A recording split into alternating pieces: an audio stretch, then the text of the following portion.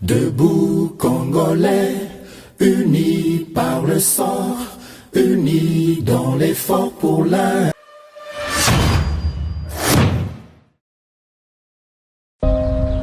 Nous devons ensemble avoir conscience que nul autre que nous-mêmes ne viendra sauver notre nation et que cela exige de chacun de nous une mobilisation tous azimuts.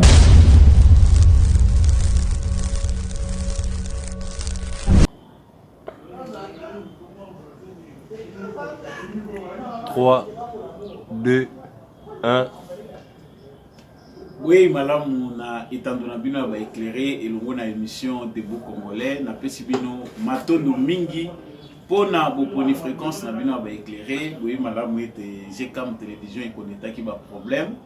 Vous allez toujours na ami à lire wana ya timidité pona kokoma kino mukolo sanction wana ekosi la ba écrit basé belé na pesi bino matondo bino bato bozo continuer kolanda biso na itando ndenge bomoni kombo nango justice ya Nzambe ekorataka te, justice ya Nzambe moto moko te aishapaka na contrôle nango eza ba maître mo oyo samba olunga kotsaka nango émission na bino ndenge bosi boyebi yango.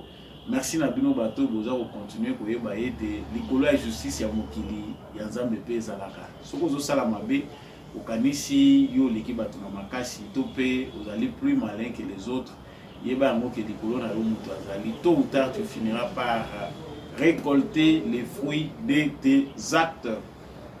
L'actualité est principalement dominée en ces 2 du mois d'août par la commémoration du génocide congolais qui vient d'être lancée officiellement par le président de la République Félix Tshisekedi. Nous reviendrons sur ce sujet. Il a encouragé également le Parlement à prendre des lois visant à écarter les auteurs des crimes de l'accès aux responsabilités.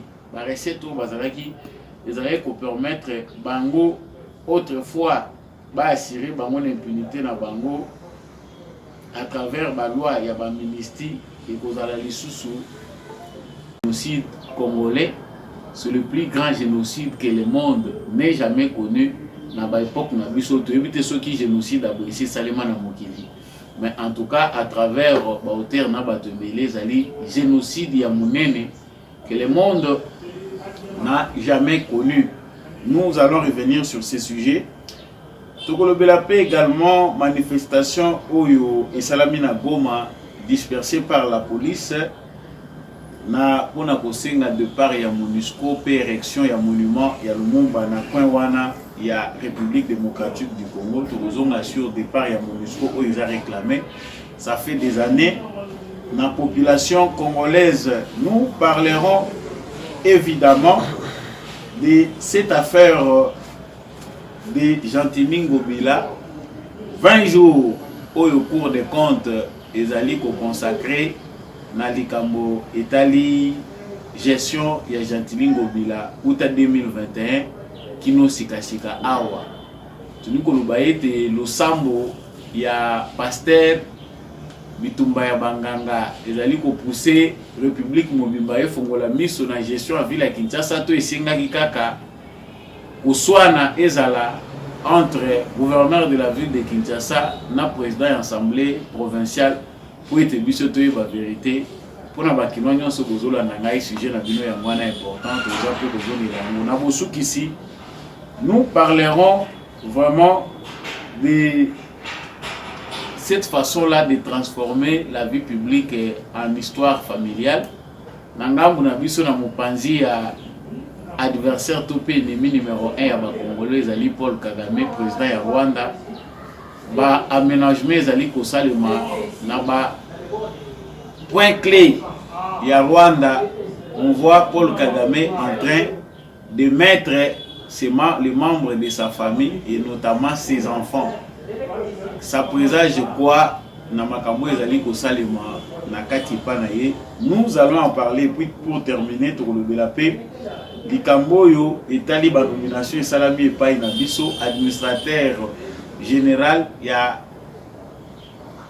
Agence nationale ya renseignement ya République démocratique du Congo Hervé Mbelou azali remplacé na moto mususu conseiller pe ya sika ya président matière ya sécurité yebani tokolobela ngo na kati ya émission ya mokolo lelo et puis parenthèse émission na biso ezali makambo za koleka na francophonie nde ya mwe kosukisa émission na biso ya mokolo lelo na pesi bino matondo mingi ndenge boza ko continuer ko luka ndeko samba olonga pona bato baza ko luka yo mutozuli ba ku ya moyeba isika nini to batami avant ba suspension oyo de mauvaise foi ezala lever okoki ko partager lien oyo continuer vraiment à partager l'émission c'est toujours bel et bien samba olonga kala mingi te je serai avec vous sur votre chaîne GCAM télévision pona Panza basango ndenge tomesana ko panza na bino, mais laissez-nous quand même en commentaire ce que vous pensez de cette émission, partagez et on reste fardessé na motema le Congo toujours debout. Nautaki kotali sabino awake tata mokonzi ya ekolo azalaki bongo na ko lancer commémoration ya génocide congolais. Ce 2 août est une journée choisie par la société civile et certains défenseurs des droits humains pour être à la journée Oyo ezali choisi pour na commémorer ba Oyo basila kotika biso ba kufi na génocide moko o ezali koloba Congo na moté ba massacre perpétrés à l'est de la République démocratique du Congo et dans différents endroits à travers le Congo ne doit pas nous laisser indifférents. Je vous laisse d'abord suivre cette allocution du président de la République, Félix Tshisekedi Tshimandé Tozongo. Mes très chers compatriotes, comme vous le savez, la date du 2 août représente un jour spécial pour notre mémoire collective en tant que nation et peuple de la République démocratique du Congo. Ce 2 août de l'année 2023 l'est davantage, car il vient d'être inscrit d'une encre indélébile et ensanglantée dans notre mémoire collective et nous rappelle déjà un autre jour non moins symbolique, le 4 janvier, dédié à nos martyrs de l'indépendance. C'est donc avec beaucoup d'émotion et de chagrin, mais aussi de détermination et de résilience face à l'adversité existentielle qui nous est imposée, que je prends la parole, par devoir et par responsabilité, en ma qualité de garant de la nation, pour lancer officiellement la commémoration du génocide congolais, Génocoste, en mémoire des millions de Congolaises et de Congolais victimes ces dernières décennies d'actes de barbarie et de cruauté indescriptibles orchestrés par certaines puissances et leurs agents sans nulle autre motivation que leur obsession à exploiter illégalement et contre nos intérêts nos ressources naturelles. Pour lancer commémoration, date Oyo et commis désormais, date commémorative, il y a génocide congolais.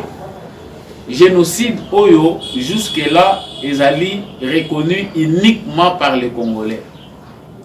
C'est-à-dire, biso ba Congolais, n'a pas effort na biso, société civile, et poussé gouvernement Lelo, président de la République, à son engagement, à s'impliquer dans l'affaire pour faire de cette date une date nationale, où biso nyon soto regarder, souvenir, en mémoire, ya bandeko Oyo, basila kotika biso de manière sauvage, barbare, pour na bato yo bazali koluka, ba richesse ya mboka na biso, to pona ba barbare Oyo, ba choisir ko s'exprimer par la voie, ya violence, na ba tuerie, na ba massacre.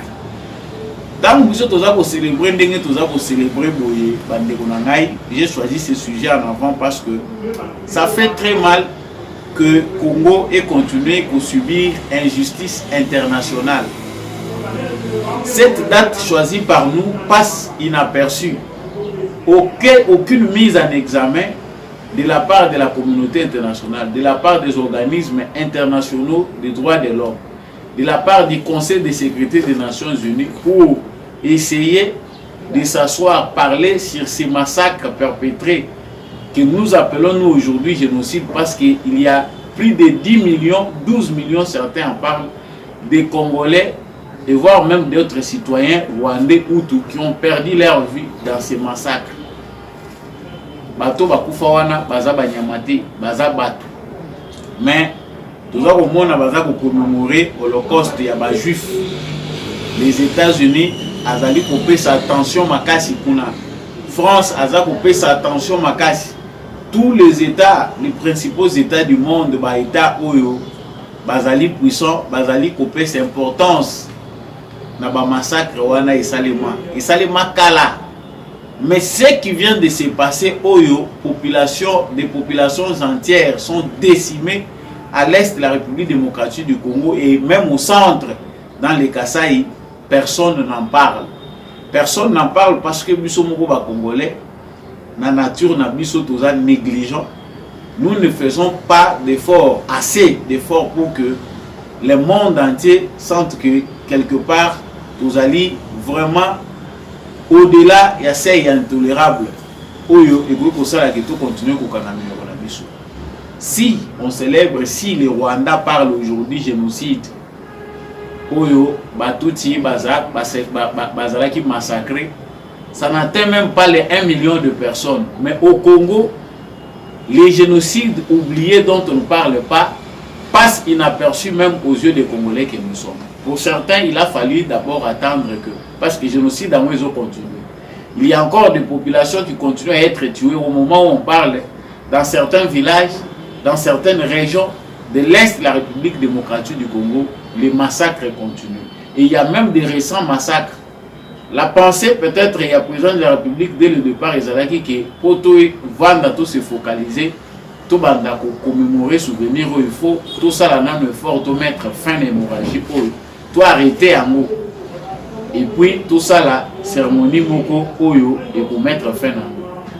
Ce n'est pas qu'on a négligé de commémorer, non, on commémore quelque chose qui s'est passé et qui s'est terminé aussi. Mais le rôle de récupérateur basé belé, balingi basala ngo le sujet moko oyo eza ko sala que gouvernement azali ko se focaliser té na likambo etali commémoration. Non, nous sommes encore dans un combat. Combat où nous allons mener notre utilité. On est encore en train de nous exterminer. On tue encore les gens. On est encore en train de violer. Moussala capitalisme oyo et sali que to kufa peut continuer ko kufa et sali na ko continuer ko sala moussala na.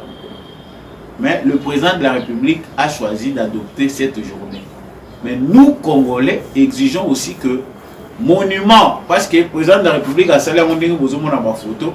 C'est à la place de les évoluer, d'accueillir pour déposer genre Benaye à fleurs. C'est symbolique, on ne sait pas qu'est-ce qu'ils ont pensé pour choisir la place des évoluer pour cette commémoration.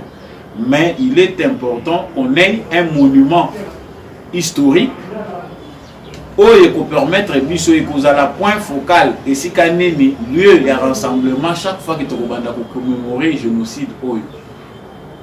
Et puis il y a encore en cours. On sent ici, on comprend ici, tant que tout ça, même réflexion, autour, il y a des matières premières, des minéraux stratégiques où ils allaient déterminer l'innovation technologique à venir et à monde. On sent que la barbarie n'est pas encore stoppée. Il y a encore de la sauvagerie. Namitou, il y a des capitalistes qui ont intérêt pour sécuriser les gens. Ils sont encore prêts à créer d'autres guerres pour nous davantage. Voilà ce qui doit nous pousser à la mobilisation. Nous devons être beaucoup plus mobilisés pour imposer cette affaire au niveau international. Réclamer justice pour les victimes. Au Rwanda, c'est toute la communauté internationale qui s'est mobilisée. Et jusqu'aujourd'hui, que les mensonges aient connu, que bateau bazali kolela lokola ba victime, bazape bangomoko ba auteur. il y a ba propre massacre, il y a bandeko na bango moko. Kagame qui était à la tête, qui veut toujours que le monde entier sache que les génocides oyo babomi batu basilisi nango babomaki nango na batuti na bahutu ezalaki obligé ezalaki bainteramwe ezalaki bahutu, une catégorie déjà instrumentalisée pour exterminer les Tutsis. Jusqu'aujourd'hui, cette politique-là ne change pas. Ils se victimisent. Bazali kolina pour garder kaka image wana que bazali population moko en danger, bazali ethnie moko en danger et qu'il faut communauté internationale apporter bango soutien. À combien plus forte raison nos populations aussi locales qui sont décimées, il y a des villages entiers qui sont partis en fumée. Sur le pays na est et à Congo, vous trouvez des endroits où les populations congolaises n'existent presque plus. Ils allaient peupler dans la population non autochtone. Et c'est ça dans le cadre de leur vision, occuper le village na biso na bateau non autochtone, parce que après le temps là, pour revendiquer, nous ne nous sentons pas à l'aise en étant au Congo, toujours c'est une indépendance. Et les ambitions, cet objectif-là, au Bango criminel, nous ne pouvons pas bâtir en côté. Le complot international vise à arracher une partie du Congo, couper Sango et comme Sango soit État, pour se réclamer qu'il va s'associer à Rwanda, tout ce que nous faisons.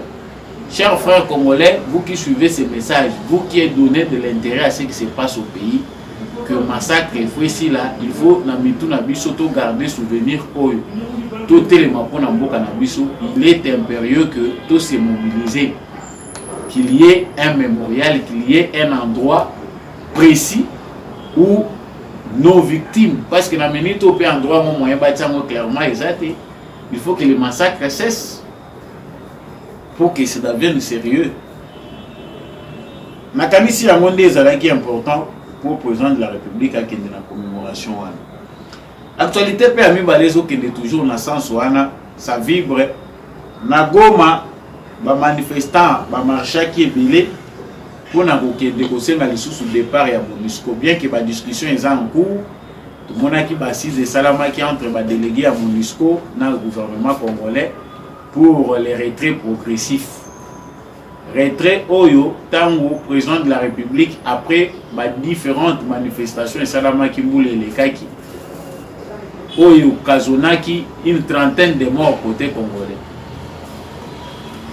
Oyo Bazalaki tué vachement par les militaires de la MONUSCO parce que Bazalaki ko revendiqué Bazalaki ko sena départ ya MONUSCO. Tilelo to yebité est-ce que ba victime basé indemnisé, comment on a tranché cette affaire, bateau babomaka bango, baza identifié, tout est resté flou to yebité. Ça restait comme une tache noire dans le cœur des Congolais qui ont participé à cet événement et de milliers de Congolais à travers le monde, des millions de Congolais au bamonaki événement. La République démocratique du Congo, la population congolaise reste méfiante vis-à-vis de la MONUSCO. Malgré nyonso bango baza kosala pour apparaître malamu devant le peuple congolais, comme na bango ba agent humanitaire, otonga ba pont, pour que secourir ba malade, comme ba aide soignant, pour le kota ba blessé, c'est tout ce que la MONUSCO peut faire. Mais à chaque fois que le Congo décide pour le retrait de la MONUSCO, les mots se multiplient. Nous pouvons conclure que ici comme côté MONUSCO qui est à Kimia, bateau balingité que Kimia ezala. Les manifestants ont été dispersés par la police. Baza bosenga que en tout cas pour na bango, il faut le départ à MONUSCO et ça les. Mais qu'attend la MONUSCO parce que d'ici là, la force à SADC telle que demandée par la RDC par opérationnel. Awa tozana EAC MONUSCO bis. Pour demander bango pe comme calcul, bazali kozela ba ordre à Macron. Jusqu'à quand? Et puis nous allons avoir sur notre sol combien de forces pour que biso pe ba congolais tous assumer. Nous avons vu les défilés, la démonstration de force de notre armée qui montre qu'elle est prête. Que la MONUSCO accélère. Kokende na bango, il faut pas accélérer ango. Ça attend quoi? Chers frères congolais de l'Est comme ceux de l'Ouest, parce que mingi batoye Est étant bazali pour manifester, les autres à l'Ouest sont observateurs. C'est vrai, nous sommes dans un moment de francophonie, nous sommes tous impliqués, c'est un événement important. Mais tout le monde a sauté qu'il faut tous avoir un sentiment d'unité nationale. Tous à éveiller après francophonie que la MONUSCO nous dise Batikali n'a combien de mois pour pas qu'on sinon pas, c'est d'autres rébellions qui vont encore naître. Le président de la République, Azwaki Mokano, a signé le gouvernement et pas évalué forme Oyo, ONG Ibele, Bazali coopérer dans la République démocratique du Congo. Surtout les zones internationaux, Oyo, international, au Bazali Koya, dans la République démocratique du Congo. Nous y ajoutons des informations essentielles, importantes même. Et ali que le Sengeli gouvernement na biso. Agence na biso ya renseignement ou ezu mutu ya sika. Bota la mingi ba organisation lokola Médecins sans frontières. Ba organisation wana ebele bazali kotambola na ba zone na biso voire même des zones oyo ezali concernées te na ba conflit. Et souvent dans les zones où va s'installer la zone où un conflit éclate au grand jour. Les informations que nous avons de la part de la société civile, de la part de la bateau bazali ou Outa, na babisi kawane belé des informations surtout à l'est du Congo, ba agent wana ibele bazali le ko la informateur ya ba mouvement rebelle. Chaque fois que mituka il y a Médecins sans frontières na organisation mingi ezali koleka na ba village moko songolo pakala razia moko eza ko salima wana ya ba rebelle ba attaquer. C'est comme s'ils sont là pour prendre les informations, informer aux rebelles par dispositif sécuritaire, parce que nous avons des villages où on koleka boye au moni pe soldaté au moni na pe policier mais ba to baza ko vivre. Vous traversez des villages aux en présence policière et des endroits comme ça lorsque batu oyo bazali koloba baza ba médecin baza ko kende ba komi ko sala prospection ya ba terrain oyo ekoyi ko sala na minerai, ça devient dangereux. Il y a des gens qui entrent lokola batu moko bazali ko kende comme ba médecin mais qui sont normalement qui ont des formations en géologie. Baza ko kende mais baza na bango kende recherche lokola bayebi ke bisiko baza ko tambola ezali riche pour amener des informations. Lobi na mo yo ki rébellion moko éclaté wana soit local soit rébellion moko outil étranger non te rébellion moko ezali kuna alors que ce n'est pas une rébellion. Que le ministre de l'Intérieur, que les services de renseignement s'y attellent. Makambo ezokoloba mingi, ce n'est pas pour rien qu'en Afrique de l'Ouest bomoni ba organisation ebele française batieli yango lisu baza ko bengana bango. L'aide ne doit pas durer éternellement, même la main à un moment s'est arrêtée. Tu continuer cause la dépendante te kakati na ba formation non, ba organisation etondi na est ya République démocratique du Congo. Ba organisation wana utali bato bazali ko anima utala mabumu utali bato bango baza ko sembler ko aider. Tous les gens concrets au bango baza ko sala sur le terrain. Batongi bandako na Goma, bozo mona bandako ebele tongami ya kitoko na Goma, na Bukavu, baza ko welela babisika kitoko na balak batonga ka bandako bavanda kana basi ya bien. Bandako na bango efungomaka te okoto binoza ko yeba tona na vanda ka kuna. Il y a beaucoup à dire là-dessus. Nous pensons que notre gouvernement est conséquent. Sango ya misato avato kende na makambo etali ngobila il faut to lobela na makambo yo ya ba nomination pe salami na niveau ya ba service na biso ya renseignement ezui mokambi ya sika service na biso ya renseignement ezui ba nomination na ANR na boyi nga lelo kotanga bakombo nga na suki kaka na koyebisa bino ba nomination mutuna mutaki kosala ba recherche na ye. Nous avons tous suivi que Mukongo a été nommé na service ya renseignement aza ancien ex-phase aza asalaki formation na ye na académie militaire ya Belgique. Azapé n'a pas lien, n'a pas service et bien là travailler qui.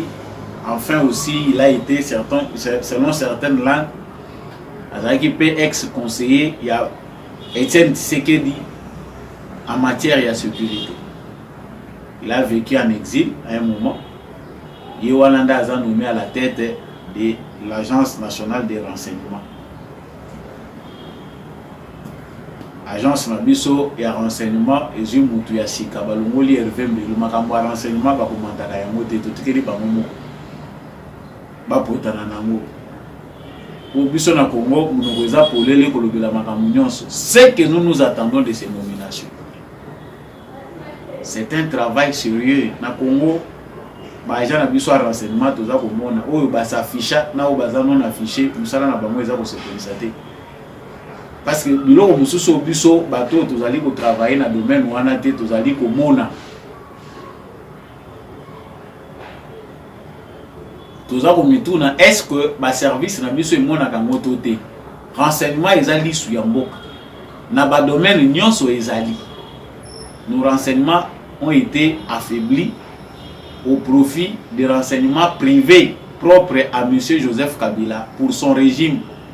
Pour protéger le pouvoir naïe, à s'éterniser dans le pouvoir, il a affaibli les services de renseignement. Pour ça, les services de renseignement, au besoin de ça, dans mon époque à Kabila, ils allaient qui y propre dans le bénéfice naïe.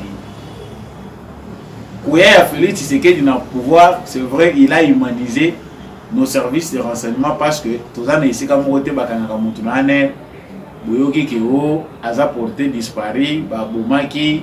Abimi santé ça bien te non muto akota kuna moye moko asala exercice te mais bato nyonso bakota kuna babima vivant ils ont un cachot secret à NRT sous régime Tshisekedi il avait promis il a fait mais ils ont une lacune au biso to moni à l'œil nu il y a ba service na biso ya renseignement ils ont aussi na qu'ils la combler. Nous attendons du nouveau administrateur des services de renseignement congolais un travail professionnel. Tous en bateau baza professionnel de sous-souté. Tous en bateau oyo basi ba mesani baza na ba cop na bango ba yebi soli botindi bango baza na lolengo bango ba opéraka pona ba intérêt na bango. Pour que ce système là cesse, il faut un système rigoureux, une gestion rigoureuse. Ozong sabiso système oyo agent ya renseignement ba boye ba yepa mapamba te na za mutane baza ko beta to sango oyo tokolobela lisusu awa ezali koleka mangambu na biso pe na mopanzi wana kuna na avant to kipe makambo ya ngobila gouverneur ya ville province à Kinshasa. Chaque jour, les gens qui sont na ba Rwandais, le gouvernement a bien pété. Les Rwandais ont envahi les réseaux sociaux congolais pour attiser la haine tribale. Dans ce sujet, parce que dans réseaux sociaux, dans nos réseaux sociaux, il y a des Rwandais qui ont pris des noms congolais, des noms kassaïens et d'autres noms. Ils se sont immisqués dans les débats congolais. Ces Rwandais-là ont pour habitude d'attiser la haine tribale. La nomination sur Félix Tshisekedi et Zakaka tribal. Les Balouba sont dans presque tous les postes clés de la République. Les autres tribus ne se retrouvent pas. Ils ont surnommé le président, Batié, la nomination à Bango Tribo, tout ça. Tshisekedi ne fait que nommer les membres de sa tribu. J'ai reçu même un message de l'un de nos frères qui vit aux États-Unis, qui me dérange chaque fois ici. Tant que je approché le pays est dirigé de manière tribale. Qui sait que des Balouba, partout on ne voit que les Balouba. Je lui ai dit, est-ce que au pays de liste, il y a une nomination au présenter Ngango pour que je sois rassuré au lac Sangaï na ba institution nyonso o yozo maîtriser qui sont les Balouba et où sont les autres tribus. Les grandes institutions, la Kisamo jusqu'aux petites dans le niveau local. Baluba Oyo, Ezali, Watissé NR Nyon Sobazaliwa, il m'a pas envoyé la liste, il m'a parlé de ce qu'il pouvait me dire. Bande Konangai, Ezako ça la passe ici. Ti jusqu'à stade où vous allez maîtriser ma camouflage, vous manipuler biso. Nakozonga la ligambo baluba si. Sujet Zayango. Paul Kagame a nommé moi na Mwasi Ange Kagame au poste de directrice exécutive adjointe au bureau du président. Madame sécurité. Il y a quelques mois, Yann Kagame, jeune frère ya Oya Mwasi ba nommé bakotisier na garde présidentielle à Siri Saki Bétude na militaire. Azali paie na service ya sécurité ya tata na yeko. Oyo Azali ene na bango, Azali conseiller na développement ya Rwanda. Cabinet wana nyonso ya Rwanda, c'est-à-dire entourage nyonso ya Rwanda eza déjà encerclé na famille. Sans compter ba couvert, ba nièce, ba nani, sans compter ba généraux, ba nani oyo Kagame aza ko compter na bango, bazali bango nyonso ba tuti. Mais ces mêmes tuti là sont en train d'intoxiquer les Congolais. Le la bayebi faiblesse na biso ezali information. Nous sommes très mal informés parce que ça fait partie de notre culture d'être toujours mal informés. Nous sommes informés à travers le rumeur. L'essentiel des informations au Congo passe à travers le rumeur. La rumeur est une information qui n'a pas de source. C'est à travers la rumeur qu'on manipule facilement les gens. Mais chez nous, c'est une culture de l'information. À Tabakano officiel les alliés, chez nous, les gens préfèrent passer par des voies détournées. Ceux qui ont une information officielle, ils ont douté. Mais ceux qui ont murmuré, parce que au Rwanda, il y a tout un laboratoire du cadrage et de la désinformation. Les Rwandais sont spécialistes dans l'infiltration. En Afrique centrale, là où ils ont un service à renseignement, ils ont une infiltration locale rwandais. Ils sont partout, même dans les médias. Ils payent même des Congolais, des professeurs congolais. Aza pour travailler dans le Congo, mais on les paye au Rwanda pour agent infiltration, mais tout en étant congolais. Mais des gens comme ça, tu vois ce qui se passe au Rwanda. Vous allez dans les réseaux sociaux, au moins il y a un compte, vous voyez ce qui se cache derrière Bangoto Lobino. Le Congo est dirigé de manière tribale. Tuluki bande kwa Tshisekedi, tuluki banani oyo baza nommé partout na bani nyonso toza komona ngote. J'ai choisi ces points pour répondre à certains de nos frères qui pensent que kozwa ba bribe information eza kozala informer. Avant o la musa instinct ya haine eza nango kati na yo semence ya likunya wana ya nyoka oza nango. Tâche-toi de mieux t'informer. Ndenge nini na koyi kozwa ba nomination cabinet à présidence eza composé ndenge nini baluba baza combien, et puis comment on procède pour nommer même les baluba là, parce que Félix Tshisekedi a son parti politique na kati ya parti politique na ye banani bazali prépondérant, parce que c'est comme ça dans tous les partis politiques par rapport à la contribution na bino, par rapport à engagement na bino, par rapport à combat na bino. C'est-à-dire, bazana ba fédération na no façon oyo ba no makabato. Aspect géographique et contaka, contribution paye à bato et contaka, engagement et contaka. C'est comme ça que vous allez trouver que dans différents partis politiques, na ba nomination ezali na bato ba koleko. So okay na INC ya Kamere, vous ne trouverez pas les Luba plus bato ndem to ba kozala ba nommer ba mo plus les Kasaye ne seront pas au top ya ba nomination. So okay na palu okuta ba Luba te baza. C'est comme ça un peu la politique géopolitique wana ezalaka et c'est jouaka. Ce qui nomination wana ezana bénéfice ya banani qui peut passer là-bas ndenge ngoleka. Donc il y a toujours ba oyo balekaka likolo. Kabila était Katangé, les Katangé ont occupé ba poste clé awa mutalobaki lokote. Ils allaient se justifier géopolitique, le président est de ça, le premier ministre à un moment nous avons même à un niveau il y a primature, donc on le vélo côté. Mais ici on a quelqu'un qui sait que pour naïe tribune de Mouteza côté balongoli mudu bakutu na aner meluana oyo batbande ko tira makelele. Je n'entre pas dans le débat oh asalaki boy oh asalaki soki biselele boy. on est souvent racontard pour satisfaire aux gens. Na cause na catégorie wana te. Mais idée du Kasai. Bazui bâti mutu mususu. Oyo bâti Mukongo mutu a remplacé. C'est parce que c'est la République. Si mutu aza na compétence na ye totali Mukongo wana bâti, tout le monde que oui, parcours ezali. Parcours ezali, aza bien créé, aza bien formé. Il a été formé par la République, il a travaillé pour la République, il est allé en exil et tout ça, parcours ezali. Non, ceux qui va nommer Moutou, azala compétent, ceux qui aza Moulouba, yona mutema na oyo ki mafute matio. Okoko ya AVC. Parce que nous évoluons. C'est que vous pouvez léguer à la jeunesse les alindés pour sa bango, ba haine tribale ou vous allez pas si tu te dis chrétien, tu te dis musulman, ba religion nous surtout ça dans mon Congo ils ont prêché amour. Mais toi tu vas léguer à ton fils la haine tribale. Si j'ai asuka tozali kolobela awa bitumba na ville ya Kinshasa koto toza kolanda francophonie zo lekelengi. Ils sont qui nous participer dans le stade où tout le monde a été pendant tout le temps au Congo.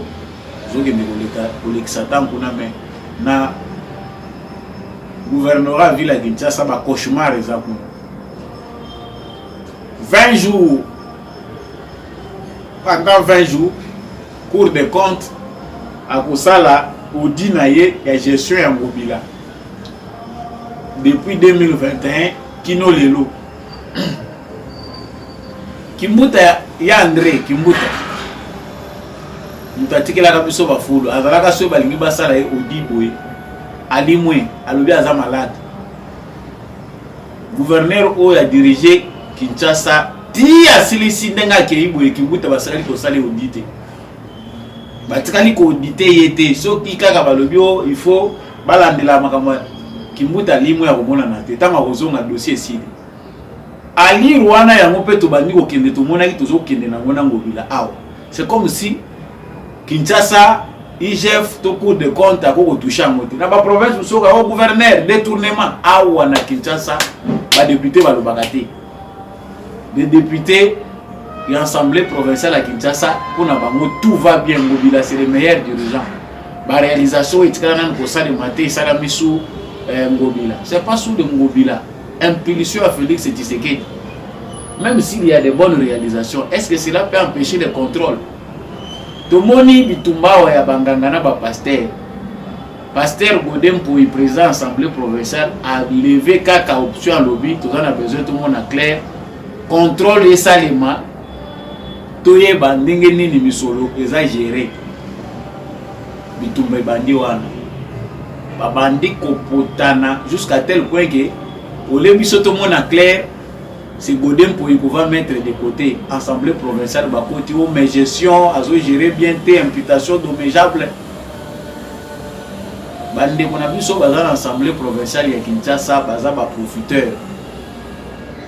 Noté, tout destituer Godem pour. Nambangu, autre pression 48 heures. Il y a 45 jours, on va passer 48 heures. Destitution, brou.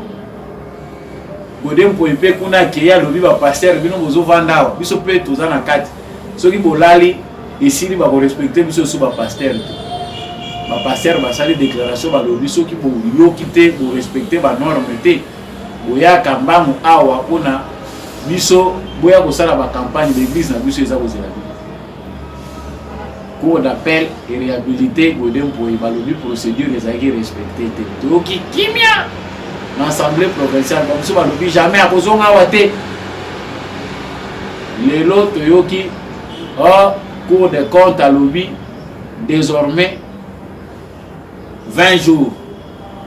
Madame Osala Odi, Bakake Kobeta, Bakake Isa Kobeta, tout le monde a fait ONG Wana va représenter Bino Mbongo et puis Magazo qui n'a pas ONG pour la salubrité, il y a ville à Kinshasa.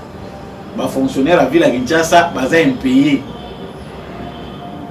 mbongo ezomona na te mais ba ONG oyo kombola na balabala ONG Kingandi ba millions de francs congolais za ko bima chaque fin du mois ezokende na ba ONG wana à qui appartiennent ces ONG là point d'interrogation wana eza auto yebi bon auto yebi te Nous laissons les enquêtes être poursuivies. Dans le moment où influenceurs Bazana Moussala dans les réseaux sociaux, le meilleur gouverneur depuis l'histoire, Ndeko Luka Moussala. Vous allez prendre tout votre temps pour être charlatan, commencer à chanter à l'image de quelqu'un. Influence au bureau Boza Bosa et la Yangouana. Alors que les Kinois, Bazako tourne ça, Bastade, pour na jouer à francophonie, Kotoyo, na ville à Kinshasa, Batumusu Bazako là, na banda kwa banganga, pour comment les choses vont se passer.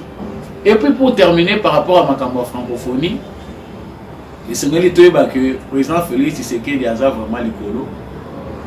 Et ça, ce ne sont pas des éloges, il y a flatterie, il y a des éloges mérités. Cette ville a manqué aussi des endroits, a manqué des infrastructures appropriées. Il faut permettre que papa a vous appelé moi et puis vendre dans un stade, la match à basketball. En regardant Anguema ou Batouaza pour participer dans différents jeux, on comprend que les loisirs est un bon soulagement aussi. C'est important, bastade, bastade, nombre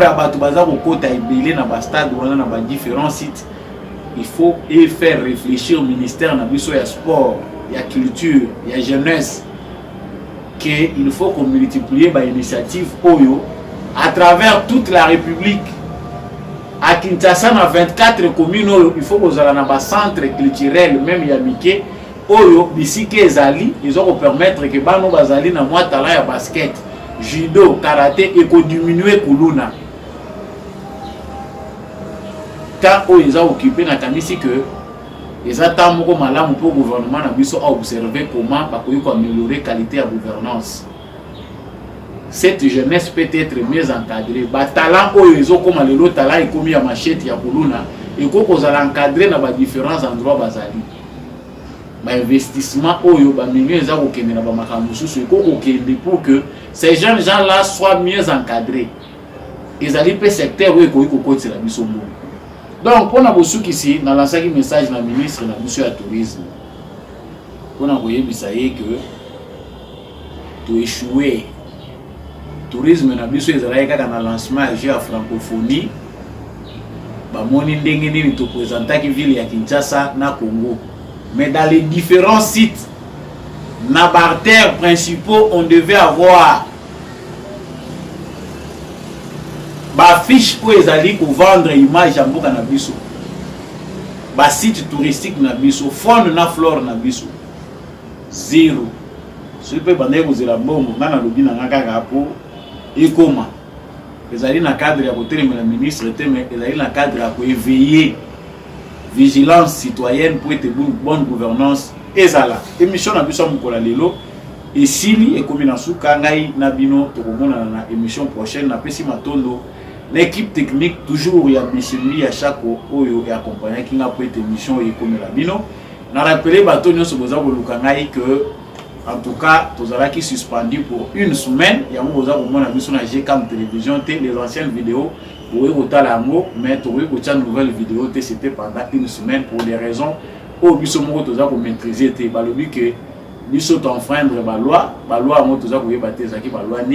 a pas des images obscènes, il n'y a pas eu des images de violence.